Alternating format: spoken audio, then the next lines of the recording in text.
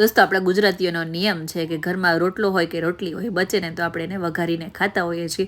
તો આજે મારા ઘરમાં પણ આ બપોરની રોટલી છે અને થોડી વધારે બની ગઈ હતી, એટલે અહીં આપણે જો રોટલીને આવી રીતે ટુકડા કરી અને પછી આપણે વઘારવાના છે. અને આ વઘારેલી રોટલી ચા સાથે નાસ્તામાં પણ ખૂબ જ મજા આવે છે અને છાશ સાથે પણ ખાવામાં ખૂબ જ મજા આવે છે. તો આ રોટલીને આપણે વઘાર્યા છે, બનાવવાના છે. તો અહીં આપણે જો બધી જ રોટલી કાપી લીધી છે અને હવે આપણે એક કડાઈમાં તેલ મૂકશું.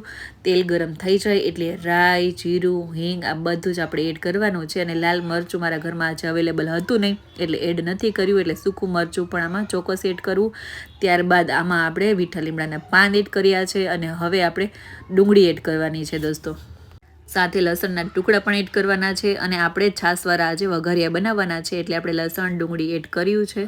અને ત્યારબાદ આપણે એક ઝીણું ટામેટું એડ કર્યું છે.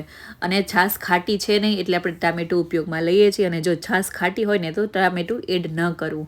ત્યારબાદ આપણે મસાલામાં લાલ મરચું પાવડર, હળદર, સ્વાદ અનુસાર નમક, ધાણા જીરાનો પાવડર, ગરમ મસાલો આ બધા જ મસાલા એડ કરી અને આમાં સરસ મિક્સ કરી દેવા. અને ડુંગળી, ટામેટું આ બધું કૂક થઈ જાય ને ત્યારબાદ આપણે ચોળેલી રોટલી આમાં એડ કરી દેવાની છે. તો જો આવી રીતે આપણે ટુકડા કરેલા રોટલી છે ને બધું આમાં એડ કરી દીધું છે અને ત્યારબાદ સરસ મજાનું બધું મિક્સ કરી દેવાનું છે દોસ્તો.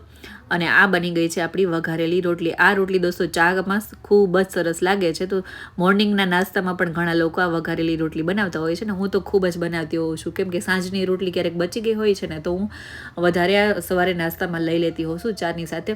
તો હવે આપણે થોડી અલગથી કાઢી લીધી છે અને બીજી આપણે રોટલીમાં આપણે છાશ એડ કરી દેવાની છે. તો આ છાશવાળા વઘારિયા મને બહુ જ ભાવે છે દોસ્તો. મારા ઘરમાં રોટલી હોય કે રોટલો હોય કંઈ પણ બચી ગયેલું હોય ને તો હું આવી રીતે જરૂર બનાવતી હોઉં છું છાશવાળા. તો અહીંયા આપણે જો છાશ એડ કર્યા બાદ ઢાંકી અને થોડી વાર માટે કૂક કરી લીધું છે. અને આ છાશવાળા વઘારિયા આપણે સરસ મજાના કૂક થઈ ગયા છે દોસ્તો.